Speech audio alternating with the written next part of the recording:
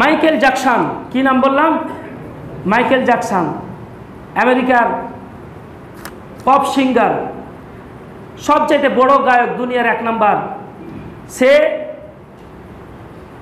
150 বছর বাঁচার লক্ষ্যে এগিয়ে যাচ্ছিল।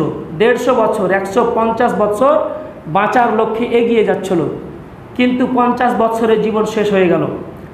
সে তার বাড়িতে 12 জন ডাক্তার রিজার্ভ রেখেছিল, তাকে সব কিছু, তার মাথার চুল থেকে পায়ের তলা পর্যন্ত পরীক্ষা করার জন্য।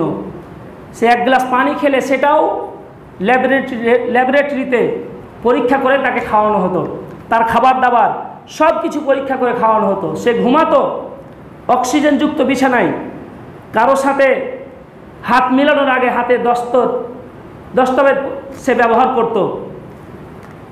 এভাবে আরও 12 জন ডাক্তার রেখেছিল এমন যে তারা তাদের সমস্ত খরচ সে বহন করত, এবং যে কোনো সময় দুর্ঘটনা ঘটলে, যাতে চক্ষু, কিডনি, ফুসফুস ড্যামেজ হয়ে গেলে ওই 12 জন মানুষ বা তার যেগুলো সে রিজার্ভ করে রেখেছিল তাদের থেকে তারা যে কোনো মুহূর্তে ওই মাইকেল জ্যাকসনকে দান করতে পারে।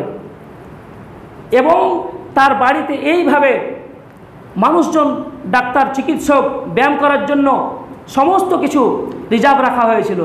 কিন্তু আল্লাহ পাকের হুকুম, মৃত্যু যখন আসলো, সেই ডাক্তার, সেই চিকিৎসক কোনো কাজে আসলো না। 50 বছরেই তার জীবন শেষ হয়ে গেল। এই জন্যই বলা হচ্ছে, এই মহারোগের ঔষধ নাই সে ঔষধ জগতে, খুঁজিয়া কাতর হইলে কি হবে, পারিবে না তাকে ফিরাতে। মৃত্যু থেকে ফিরানো কাউকে যাবে না।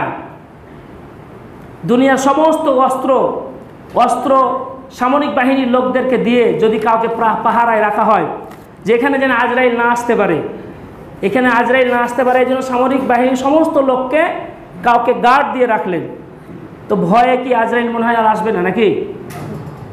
কি এরকম অবস্থা হবে নাকি? দুনিয়ার সমস্ত অস্ত্র দিয়ে তো একটা মশাকেও ঠেকানো সম্ভব।